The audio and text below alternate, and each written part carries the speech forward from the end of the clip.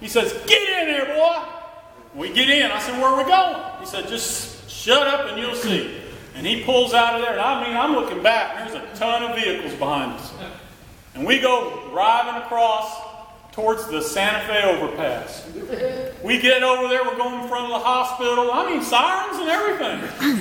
We pull up there. And there's this big ribbon right across the bridge. And I saw Brenda Henderson there with a big pair of scissors.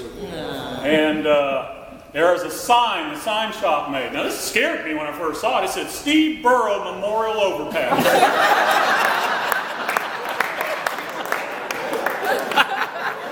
So I was a little nervous, you know what I mean? So anyway, we get out and we cut the ribbon. And we make a big deal out of it. Brenda pulls out a bottle of champagne. And get this, we bust the champagne on the side of the bridge over. Cars are going through the main gate underneath. Honking, woo, everybody's yelling. Then everybody got together. We walked to the edge of the bridge. And we started waving at the Corps headquarters. Because in those days, the garrison commander's office was on the south side of the building, where you could see. And we wanted him to see that we were up there. Boy, he wasn't a happy camper. Am I okay with time?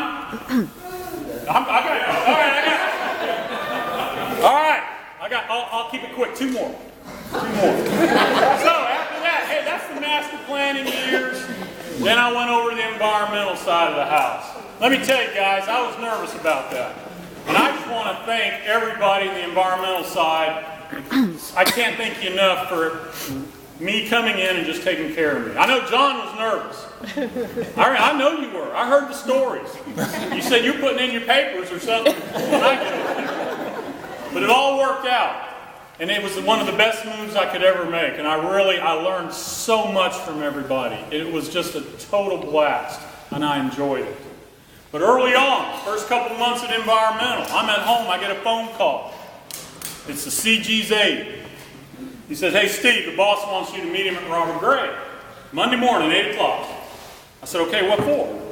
He said, well, the president's coming in and he wants you to greet the president with him when he gets off the helicopter to get on Air Force One. Because he was up in Crawford. I said, okay. So I go on out there, 8 o'clock sharp, Robert Gray. General Laporte's there, I'm there. Here comes the Marine One lands. Out comes the president, Laura, his wife, and that little dog of theirs. I don't even remember what kind of a dog it was.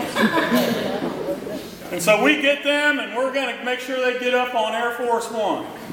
President comes, reaches his hand out, shake my hand. I shake his hand, and he goes, what do you do here? And I said, well, I'm the environmental guy. He goes, great, talk to my wife.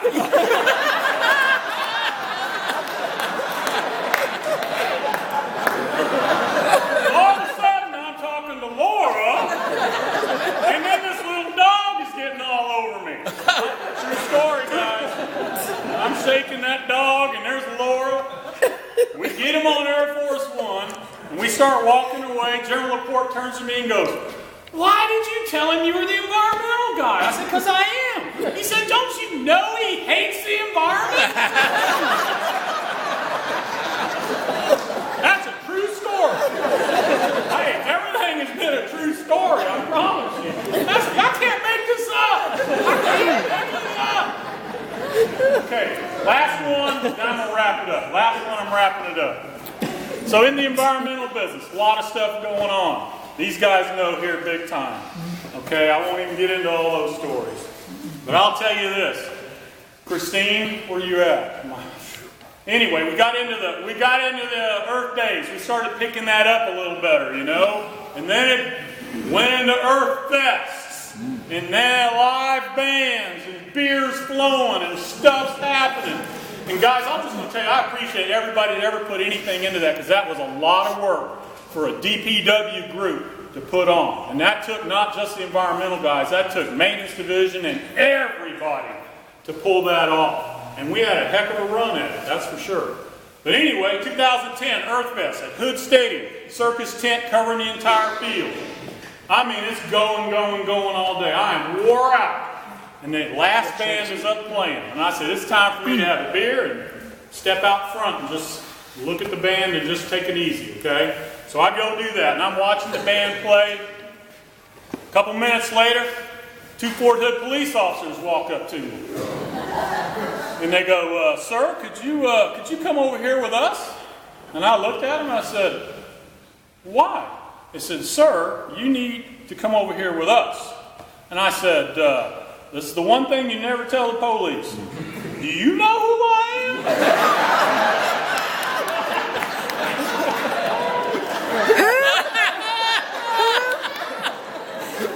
They said, sir, we know who you are, and there are reports that you've been giving illegal drugs to all the bands. I said, what?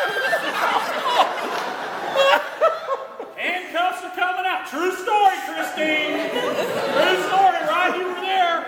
And all of a sudden, gotcha! They did that. And Christine was there. It was a joke. They just wanted to get me. They wanted t-shirts. This is about to go out. They just lit it. What is it? What do I do? Is it going to blow? Jennifer, what is it? What am I doing? Tell me a name of firecracker. I got a coffee cup. Okay. Hey, awesome. Okay. All right. That's enough stories. I'm going to close this out, guys. I tell you what. I'm a product of the 70s and 80s of Fort Hood, okay? It's tough for me these days. It truly is. You know, I kind of tell people, I joke about it, that I don't quite fit in so much anymore. Maybe I do, maybe I don't. But you know what? I do have the opportunity right now to go. And I tell you what, I've had, and I'm not even going to get into it all, but there's, you know, you're all going to have good days and bad days and ugly days at Fort Hood, okay? But I promise you the good days will far outweigh all the bad and all the ugly. And if anybody's been through ugly, I've been there, I promise you. I won't go down that road. There's been a lot of ugly, but I've survived, and that means anybody can survive, okay? And you'll remember your best day and your worst day. I'll tell you, my worst day, I remember it very well. And in fact, it was 4 years ago today. Okay? And that's when I knew my career came to an end. And I was done. And so I got real serious about, you know what? I've got to figure out how to retire. Because this place isn't for me anymore. It's time to go. And so I did that. But here's the funny thing. I say it was my worst day, but guess what? I'm retiring today on my terms. Because of that worst day, it's actually turned out okay. You know what I mean? When you look back at it. Okay? So always think that. The bad days, there's always good days, and something good can come out of it. Alrighty? My best day at Fort Hood, I remember it very well too. And I told you some funny stories, and some of those could be good days. And they were. But the best day was finally, after all those years, and you heard the story, Susie and I, 35 years ago in a little town in Spain, and then we ran into each other at Hood Stadium at, what was that concert? Peter Frampton concert, in the VIP tent. In the VIP tent, back in 99 or whatever that was. I mean, it took a little while to work this out. A few years later, she finally said, you know, my big thing, I ride motorcycles. And I was always, you know, I wanted to get her on the back of the bike, you know what I mean? So one day she said, bring that bike over here, I want to inspect it. I want to make sure that bike's big enough. So I rode that bike over to her office. She came out, she walked around that bike, and she said, okay, I'll go. And that weekend, off to Fredericksburg. And we never looked back. Okay? So that was the best day, believe it or not. You never know what's going to come out of this stuff, guys. You truly don't. Thank you, Susie. I love you.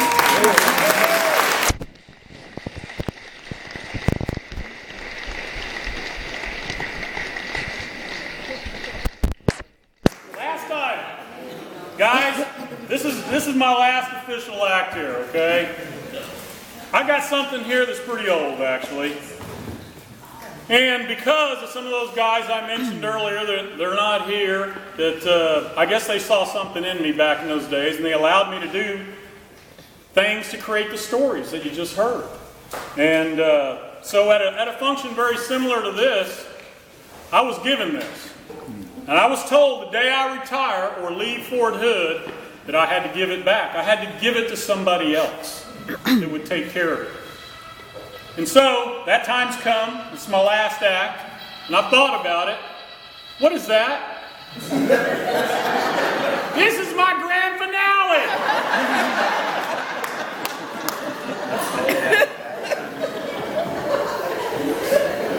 So, and what's funny, it still has DFE on it. DFE. And that's 30 years old right there. The case is probably, it's been around a long time, guys. But and times have changed. Y'all don't get shocked here, okay? But anyway, John, come here. John's got 4 more years. He's going to be the guy that's going to be in charge of this for at least the next 4 years, because you're not allowed to take it with you, okay? The bottom line is, Brother John, you now are entrusted with the DPW family jewels.